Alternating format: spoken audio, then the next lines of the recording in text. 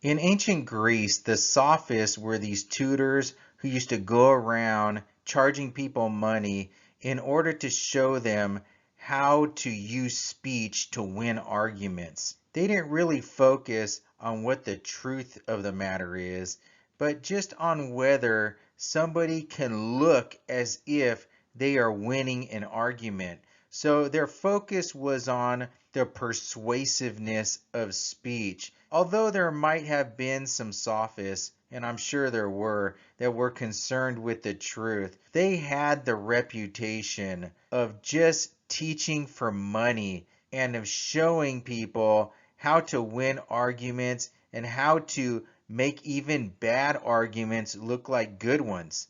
And so their moral reputation was not the greatest. And Socrates is often confronting a sophist based on that notion. One of the most famous sophists, Protagoras, once said, "Man is the measure of all things." And that statement is usually taken relativistically. In other words, man, human beings, they determine whether something is true or not. This relativism of the sophists is on two levels. The first type of relativism is metaphysical. It concerns being. So someone can be a relativist concerning physical objects and physical reality and immaterial reality. That type of relativism ultimately spills over into morality because whatever you think about being, about physical reality, and about the immaterial reality will ultimately determine what your morality is. And so moral relativism is just a relativism in the moral realm. So if somebody thinks that stealing is wrong, well, it's wrong for that person, not necessarily wrong for that other person who doesn't think it's wrong. This is the type of thinking that the sophists were known for. In the Republic, Socrates is confronted by the sophist Thrasymachus. They are arguing over the idea of justice. And Thrasymachus says that justice is the interest of the stronger. So whatever is to the advantage of the more powerful person, then that's what's just. And he goes on to show that this is true by arguing that injustice is always more profitable than justice. If we think about people in a contract, or if we think about a politician, the person in a contract who voids the contract for their own advantage, regardless of what they promised, they always win out. What about the politician? If there's a politician that's always telling the truth, how much longer would they be a politician? In fact, that person would make many enemies because most of the time, people don't want to hear the truth. The truth is hard to accept, especially if we're talking about moral truths.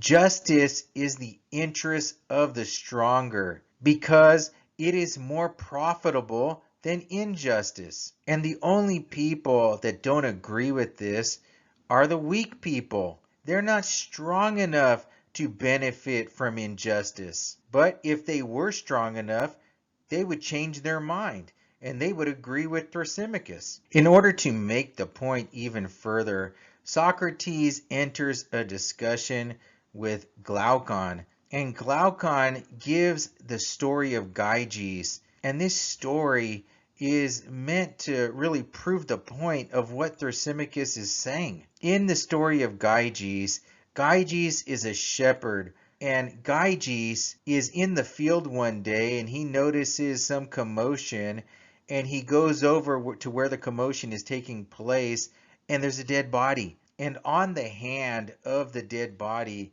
is a ring. And Gyges takes the ring, and he ultimately finds out that when he puts this ring on, he becomes invisible. So Gyges, the poor shepherd, he realizes the power that he now has. And so he goes to the palace of the king and he seduces the queen.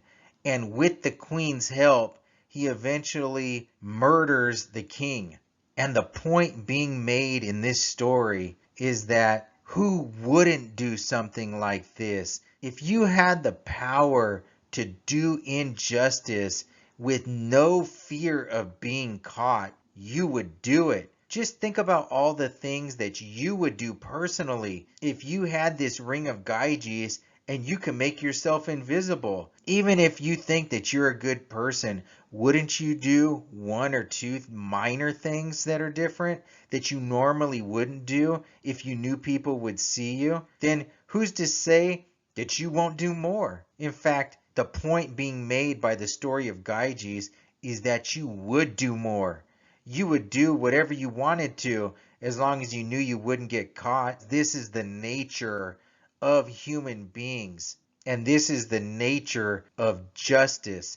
Justice is the interest of the stronger. The only thing that keeps people from doing injustice, from gaining that advantage over others, is that they think they're going to get caught, or they're not strong enough to do what they really want to do. Socrates responds to Thrasymachus by pointing out the true nature of human beings and the true nature of the soul. According to Socrates, the soul has three parts: the reason, the will, and the appetite. And Socrates answers Thrasymachus by making an analogy between the soul and the state.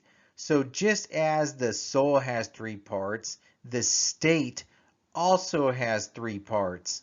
According to Socrates, the power of reasoning has a particular virtue corresponding to it. The corresponding virtue to reason is wisdom. Wisdom is the power to reason properly. And just like the power of reason, the other two powers of the soul, they also have corresponding virtues. The will has the corresponding virtue of courage, and the appetite has the corresponding virtue of temperance. Courage is the ability, the habit of doing something good, even though pain will result. Keep in mind that it has to be a good act. Someone who's robbing a bank, that's not showing courage, because robbing a bank is not good.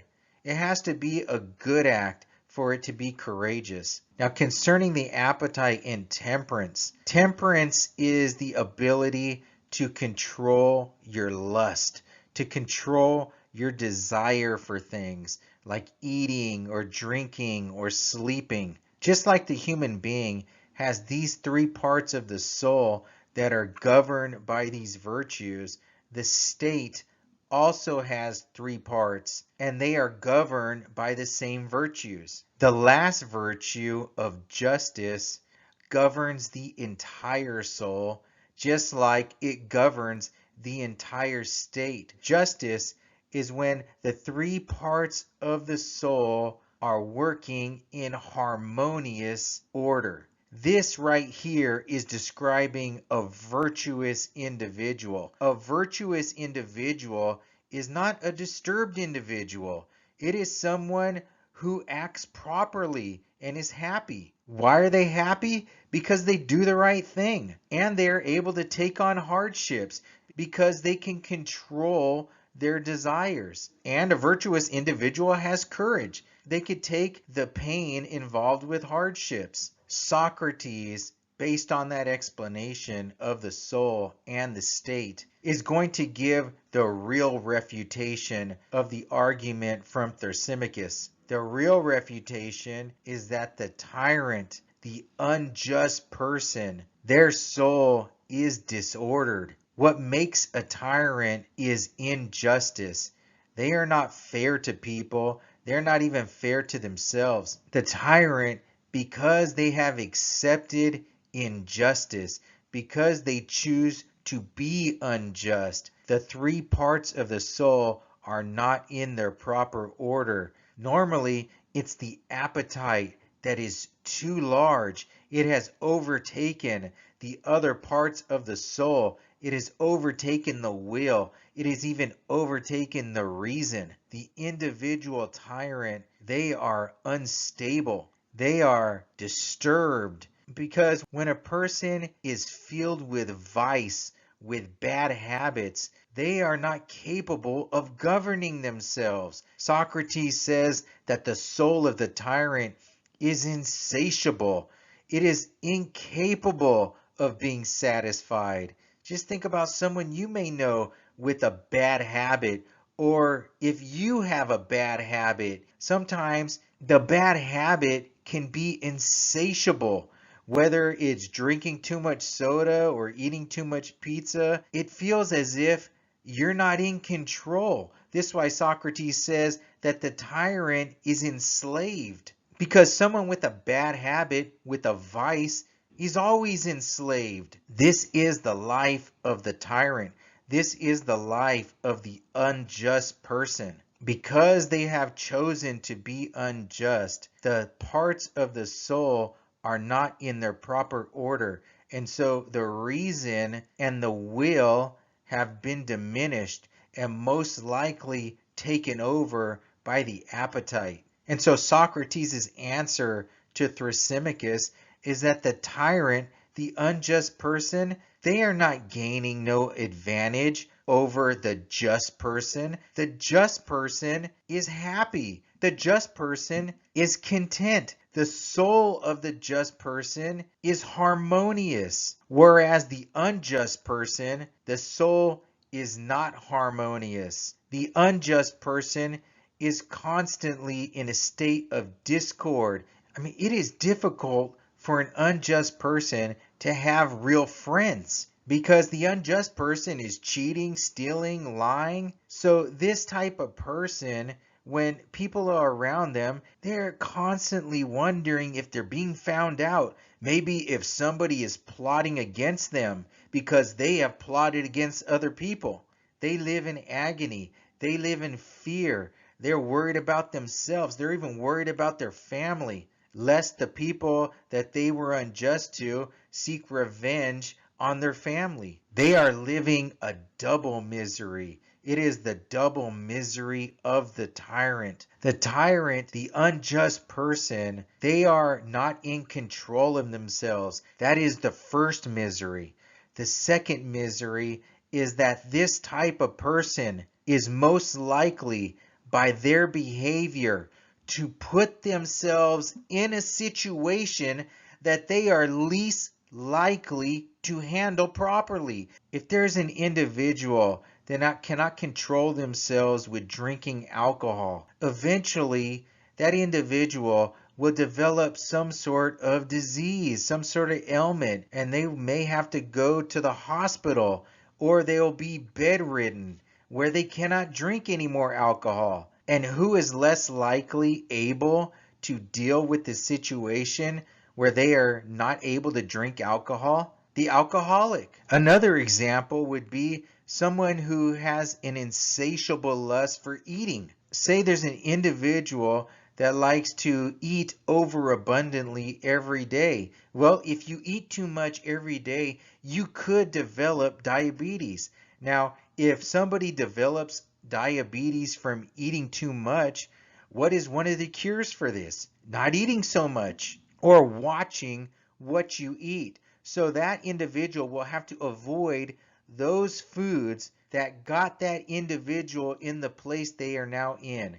And who is least able to deal with that situation? That very individual. That is the double misery of the tyrant. The double misery of the tyrant is that they are incapable of controlling themselves, and they put themselves in the situation that they are least likely to handle. Now, we were speaking of the individual human soul, but this also applies, according to Socrates, to the state, where you have individuals who are tyrants. They have a disordered soul. You also have states with a disordered soul. So Socrates' refutation of the Sophists, of Thrasymachus, is that it is not advantageous to be unjust. In fact, it is advantageous to be just, because the unjust person, the tyrant, they are not happy. They are incapable of being happy.